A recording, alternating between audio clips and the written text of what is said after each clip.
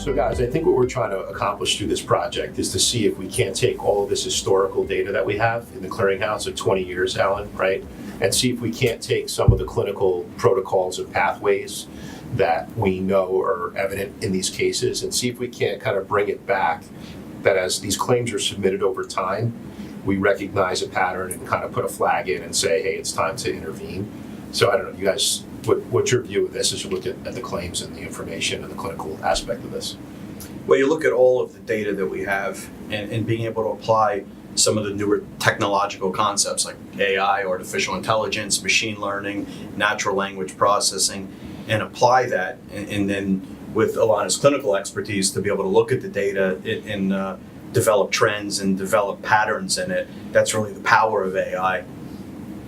Right, I agree. I think really we're trying to identify which psychosocial factors are going to lead to a delayed recovery, which can assist payers, can also be of assistance to providers as well, so they can intervene early in these cases and prevent patients from going down the wrong path.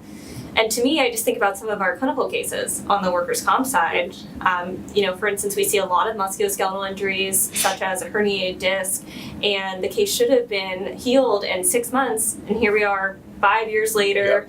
They're in chronic pain, taking opioids, and now they have a substance use disorder. Right. So our goal is to prevent that progression to that point. Yeah, what's been interesting is we've talked to customers about this and kind of really just the clinical cases, and then we bring it back to the technology that we have on the clearinghouse is, I think we really have the opportunity to kind of empower our customers to get an early, I don't want to say predictive modeling yet, but it's clearly an early warning signal or program that would allow them to intervene sooner. Because to your point, Alana, when you look at these cases and it was, herniated disc or carpal tunnel syndrome, and it's, 3 or 4 years old or old at this point, and then, somebody's has a substance use disorder, and, this whole thing with injured workers and the opioid epidemic has hit an intersection that's really interesting. I mean, we hear about the opioid stuff in the news, but if you really look at the treatment of pain in the workers' compensation industry, a big part of what we're dealing with are people that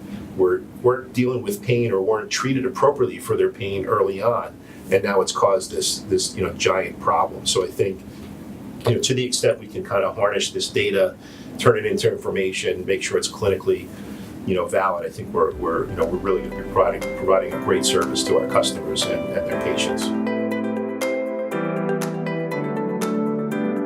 So to me, the core of our business is our managed behavioral health organization. And within that business unit, we have helped treat some of the most difficult behavioral health conditions, including severe mental illness. And now, as of a couple of years ago, we've moved that into our workers' compensation business unit, and we're really focusing on that biopsychosocial approach, putting the patient at the center and using evidence-based practices. So in my mind, the data model just serves to validate the approaches that we're already taking with our workers' compensation cases and can really be a great tool for the industry. Yeah, and I think what's really powerful about this is that our industry has really neglected the behavioral health aspect of treatment. So if you start to really think about how treatment has been approached historically, they look at an injury, they look at the diagnosis code, they're not taking into account who was injured and what's their story, right? What are the other impacts of that person's life? Are they depressed? Have they been treated for depression? Were they dealing with diabetes and depression? Or are they overweight? What are all the things? Are they recently divorced and don't have a support system?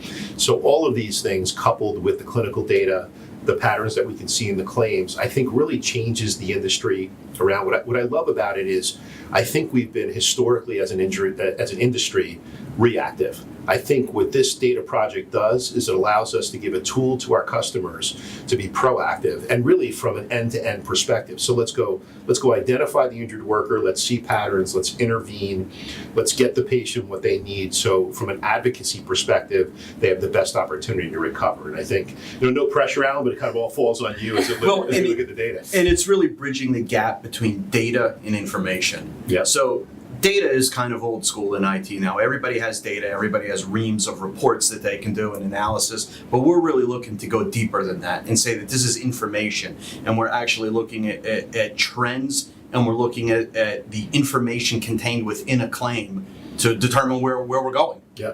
No, I think it really provides a roadmap, right? So what's interesting is rather than be surprised about what has happened, we can be out in front of it and see if we can't be the mechanism to help our customers and the patients and the injured workers that they're responsible for avoid, an adverse event. So it's exciting to be able to be out in the forefront of that.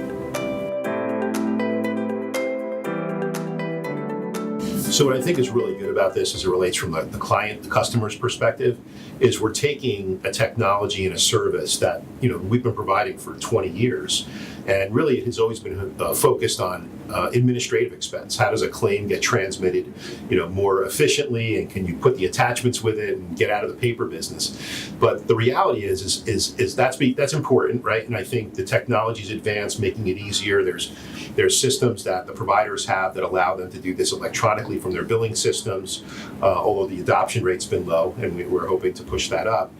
But this is not just an administrative discussion, so when we kind of invested in this data project and we rebranded our company, I think it was important to put the word intelligent in the clearinghouse discussion because, the goal here is to take this ocean of data and turn it into actionable information. And I think, if you look at what you guys can do from a technology perspective in making that conversion and then what you can do clinically, the opportunity here is abundant. So, and it becomes less short term. Right, I agree. So if you look at the treatment around physical injury and mental health right now, it's really not data driven. And insurance providers are focusing on the short-term costs, whereas with this data model, we can help them see the long-term clinical outcomes and the impact of early intervention. Yep. And through doing that, we can create greater efficiency within the healthcare system and reduce overall costs. Yep. So while carriers have access to the same data that we have, because it is their data, right, they tend to look at it more from a claim processing perspective, right, and less from a medical perspective, and less from an artificial intelligence and machine learning perspective in looking at trends. Yeah, it's interesting that the interaction of a patient with a provider, right, generates a medical claim, but that medical claim has a financial impact, an administrative impact, a clinical impact. Patterns of those claims add up to the cost of the medical care of a particular patient. The information on that claim, the diagnosis codes, all of the things that are contained in that, that claim form are things that should be looked at, analyzed, sequenced, see if there are patterns, and use that in the management of their programs. So if you look at kind of the whole end-to-end approach that we're trying to accomplish with the customers is, this is administrative, financial, and clinical. And what I love about it, back to the behavioral things we've talked about, is we're putting a patient at the center of this thing. So we're nobody's adversary in this process. We're working hard to get a patient what they need. We're working hard to get the provider what they need from an information perspective. And we're working hard to make sure it's delivered clinically and efficiently so that impacts the ultimate cost. So, I love the process here because there's not a constituent that's involved in this process that should have any issue with the way we're approaching it.